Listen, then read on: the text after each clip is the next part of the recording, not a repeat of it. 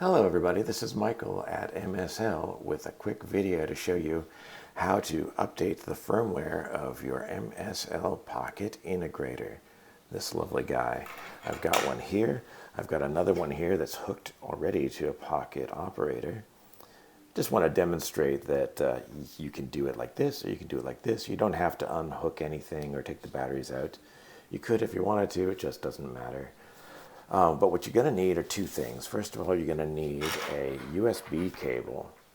This end is USB-C, and that fits really nicely into the USB-C port on your Pocket Integrator. And this end is, whatever works on your computer, because you're going to need a computer that you can plug this into and download the firmware file onto. My computer takes these are kind of a classic variety. Your computer might take USB-C, or by the time you're watching this video, we might be up to USB-F. Who knows what the future holds? But this works for me. You've probably got an appropriate cable around. Otherwise, they're easy to borrow. The point is, you've got to plug your integrator into your computer using this cable. And of course, you get to use both of your hands because you're not filming a video, so it'll be even easier for you. With that hooked up now, the next thing we need to do is get the firmware file. So there's a website that has the file, and actually this QR code will take you to the website. This is the main MSL support page for Pocket Integrators. I will link to it in the video, of course, but also just for the record, it is msl.michael.com/pi. That's the URL, and you'll come here. And today, at least, you'll see immediately a firmware update has just been made available to fix a glitch with the latest revision of Teenage Engineering Pocket Operators. They just did a whole new production run, and they changed some things that they'd never changed before. So we had to change some things to be compatible, and this will get you that change. So you download this linked file, downloaded. Over here is where my downloads live. So there's my guy, that file there. Now, next thing we need to do is mount your Pocket Integrator on your computer.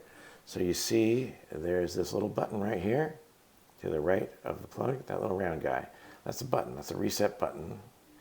And what I'm going to do is I'm going to hold down the reset button for about 3 seconds. Not just press and release, which would reboot, but I'm going to actually hold it down.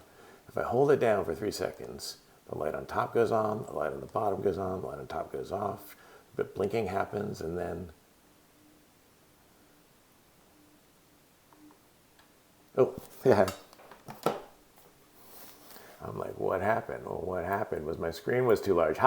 There's the boot drive right there. That is a new thumb drive that has just been mounted on your computer. Like a little USB drive, and of course, now that that's mounted, you can take a file such as the firmware file we just downloaded. Lord knows you wouldn't want to put any other file on here. Probably just wouldn't do anything. You put that on. This blinks for a second. That disconnects. This reboots, and boom. You've just updated the firmware on your Pocket Integrator, and that should solve your problems, because I want you to not have problems.